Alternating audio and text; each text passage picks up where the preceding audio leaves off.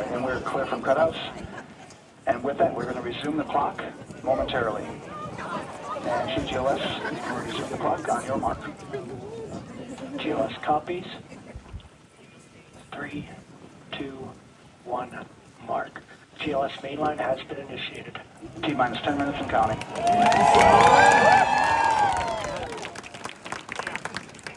And that begins terminal count. Our new T0 is 6:35 p.m. Eastern Time.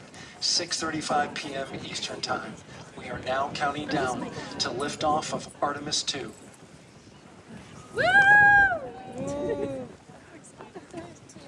From now on, you're going to hear two voices on the loops.